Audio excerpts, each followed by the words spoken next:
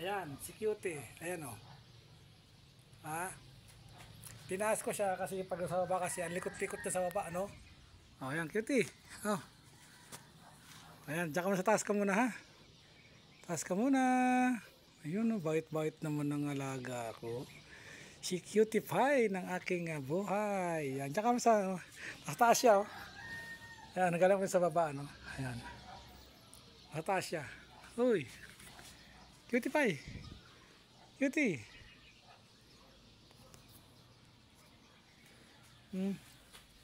Kasama ko si Cutie.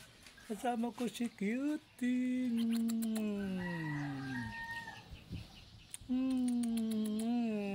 Diba? Ang bait-bait niya, no? Oh. Pero sa taas lang siya. Hindi siya, ano. Diyan ka lang sa taas, ha? Kasi may mga customer na mamaya, ha? Haligo ka na? Haligo ka na? Ami ano ka na? Ami aso ka na? May aso ka na, may aso ka na, may aso ka na. Mamaya na lang pagtapos ng ano, no? Pag wala na tayong customer, ha? Nagbabrown na yung ano niya. Dati puti yan, eh. Oh, dati puti yan. Pero ngayon, tignan niya naman, oh. Oh, ayun na, oh.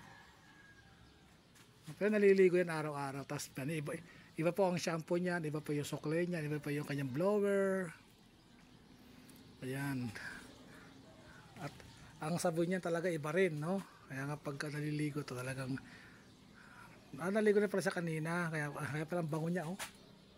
Bango. Bango naman ng Cutie ko yan. Cutie, ano? Mamaya ka na po pa. Kasi kaya naman inakit muna sa taas yan kasi nga ang baba kasi po nito is restaurant po kasi pag may bisita kasi pinakakaya naman po pag wala na pag may aso. So pag wala na customer siguro mga 11 o'clock ng gabi, binababa na po namin yan sa baba. Pero namimiss ko yan. Pag ganyan yan. Di ba ano Cutie, no? Kiss mo na kita dito. Kiss natin, kiss mo. Kiss mo na ako tayo. Bango-bango naman ni Cutie. Bango-bango. Ilang na yun. Ilang.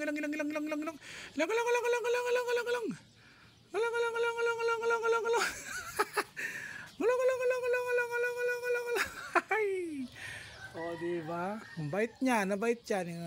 Yung si Cutie na yan. Ang bait niyan. Saka naligo siya pala kanina pala kaya palang bango. Bango niya, no? Ayan. Thank you for watching po sa inyo lahat dyan. Ayan, sa... O, diba? O, ayan, no? Thank you for watching. Bye-bye!